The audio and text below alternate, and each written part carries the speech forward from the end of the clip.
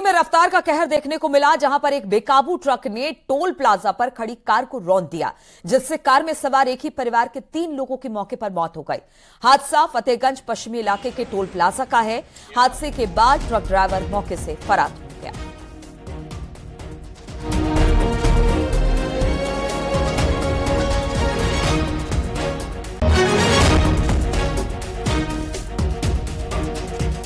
Toll plaza के पास खड़ी car में टक्कर मारी ट्रक ने, जिसमें 3 लोगों की मौत हो गई है। पिता और 2 बेटों की हादसे में मौत हुई।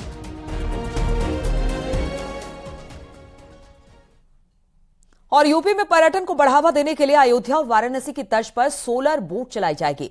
जल्द ही अयोध्या और वाराणसी में 17 सोलर बोट चलाई जाएगी और सरयू नदी में सोलर बोट चलाने के लिए यूपी नेडा और पर्यटन विभाग के बीच MOU साइन हुआ है। ऊर्जा मंत्री AK शर्मा और पर्यटन मंत्री जयवीर सिंह की मौजूदगी में ये MOU साइन किया गया। यूपी नेडा सोलर बोट खरीदकर पर्यटन विभाग को देगा। पर्यटन विभाग सोलर बोट के संचालन के साथ साथ उसके रखरखाव की भी जिम्मेदारी लेगा।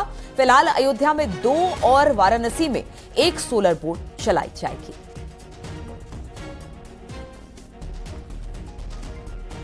हरित कहे या नवीकरणीय ऊर्जा भी कहते हैं, न्यू एंड रिन्यूएबल एनर्जी, उसको बढ़ावा देने के लिए एक विचार ये कई वर्षों से चल रहा है माननीय प्रधानमंत्री जी के मार्गदर्शन में, कि जो हमारी नावें चलती हैं पानी में, वो पहले मैनुअल चलती थी, फिर उसको कई जगह डीजल से चलाने की व्यवस्था की गई, लेकिन उसमें भी धुआं उठता है। फिर उसको CNG में कन्वर्ट करने का प्रयास हुआ।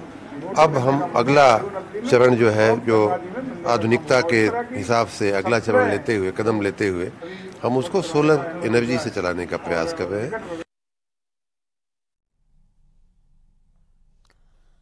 और खबर ललितपुर से लेते हैं, जहां पर अवैध अतिक्रमण के खिलाफ प्रशासन का बुलडोजर चला है और इसकी कार्रवाई देखने को मिली है। ग्राम सभा की जमीन पर अवैध कब्जा कर काटी जा रही कॉलोनी में प्रशासन ने बुलडोजर से ध्वस्तीकरण करवाया।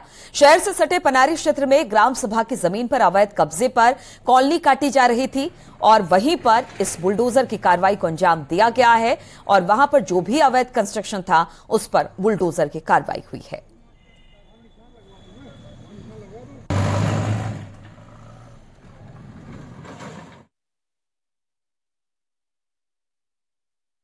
ये पनारी में ग्राम सभा की भूमियों पर लगातार कब्जे किए जा रहे थे और उसको निर्माण करके कॉलोनाइजर उसके अंदर ले रहे थे।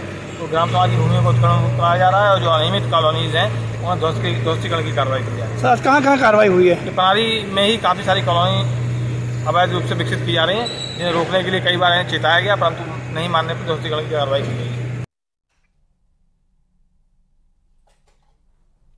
और रुकेंगे यहाँ पर छोटे से ब्रेक के लिए, जल्द एक बार फिर से आप सभी का स्वागत है। कानपुर के चमनगंज, बेगमगंज, कर्नलगंज, नई सड़क समेत तमाम क्षेत्रों में लगातार बिजली चोरी की घटनाएं सामने आ रही है।